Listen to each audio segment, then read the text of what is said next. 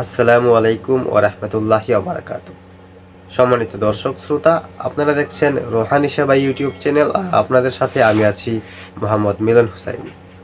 প্রিয় দিনী ভাই ও বোনেরা, আমাদের আজকের আলোচ্য বিষয় হচ্ছে বিচ্ছেদ জাদু কাটার বিশেষ কিছু আমল সম্পর্কে।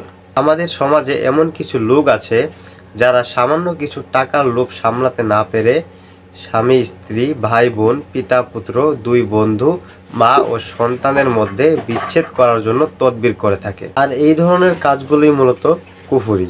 এখন যদি আপনার পরিবারের কারোর মধ্যে এই ধরনের কুফুরি জাদু করা হয়ে থাকে, বিচ্ছেদ জাদু করা হয়ে থাকে, তাহলে আপনি কিভাবে এই ধরনের জাদু থেকে বাঁচবেন?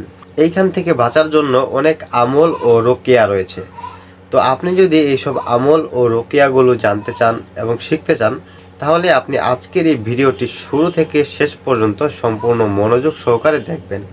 এবং এই ধরনের আরও নতুন নতুন ভিডিও পাওয়ার জন্য, আপডেট পাওয়ার জন্য সাবস্ক্রাইব করে রাখুন আমাদের রোহানি সেবা ইউটিউব চ্যানেল। সম্মানিত দর্শক শ্রোতা, তাহলে চলুন বিচ্ছেদ জাদু কাটার রুকিয়ার আয়াতগুলো জেনে নেই। প্রথমেই রোগী অজু অবস্থায় কেবলা দিক করে বসবে এবং মুদাব্বির রোগীর সামনে বসবে। এরপর রোগীর মাথার উপর ডান হাত রেখে মুদাব্বির প্রথমেই 11 বার ইস্তেগফার ও দুরূদ পাঠ করবে। এরপর রোগীর কানের কাছে হালকা উচ্চ সুরে সূরা ফাতিহা 3 বার পাঠ করবেন। সূরা ফাতিহা 3 বার পাঠ করার পর সূরা বাকারার প্রথম 5 আয়াত 3 বার পাঠ করবে। এরপর সূরা বাকারার 102 নং আয়াত 7 বার পাঠ করবে। সূরা বাকারার 163 নং আয়াত 1 বার পাঠ করবে। সূরা বাকারার 285 নং আয়াত 1 বার পাঠ করবে। সূরা আল ইমরানের 17, 18 এবং 19 নং আয়াত 3 বার পাঠ করবে। সূরা আরাফের 54 নং আয়াত 1 বার পাঠ করবে। সূরা আরাফের 117 নং আয়াত 1 বার পাঠ করবে।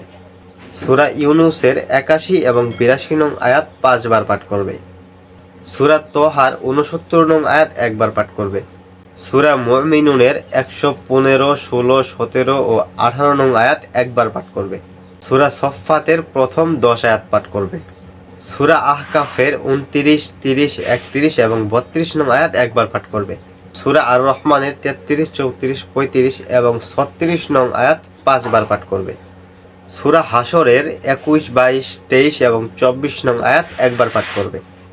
সূরাতুল জিন 5 বার পাঠ করবে এবং সবশেষে 4 কুল 5 বার পাঠ করবে।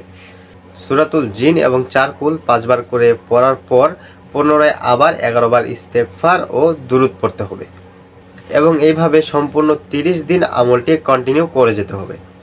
আর হ্যাঁ, আরেকটি বিষয় বলতে ভুলে গিয়েছিলাম, সেটি হচ্ছে এই রুকিয়ার আয়াতগুলো পাঠ করার আগে অবশ্যই সাথে 1 জগ পানি রাখবেন। রুকিয়ার আয়াতগুলো পাঠ করার পর ওই পানিতে দম করবেন, আর সেই রোগীকে বলবেন এই পানিটা ঘরের ভিতরে চারপাশে ভালো করে ছিটিয়ে দিতে এবং গোসলের পানির সাথে মিশিয়ে একটু একটু করে গোসল করতে, খাবার পানির সাথে একটু একটু করে মিশিয়ে পান করতে। এভাবে সম্পূর্ণ 30 দিন নিয়মিত এই আমলগুলো কন্টিনিউ করে যেতে হবে। তাহলে ইনশাআল্লাহ আশা করা যায় মহান আল্লাহ পাক রব্বুল আলামিনের অশেষ রহমতে এবং উলিয়াদের ওসিলায় বিচ্ছেদ জাদু সম্পূর্ণভাবে কেটে যাবে। ঠিক আছে, আর কোনো বিচ্ছেদের প্রভাব তার উপর থাকবে না ইনশাআল্লাহ। সম্মানিত দর্শক শ্রোতা, এই যে আমলটি, এই যে রোকিয়া আপনাদের সামনে আমি পেশ করলাম, এটি কিন্তু কোনো সাধারণ আমল নয়, এটি পরীক্ষিত আমল।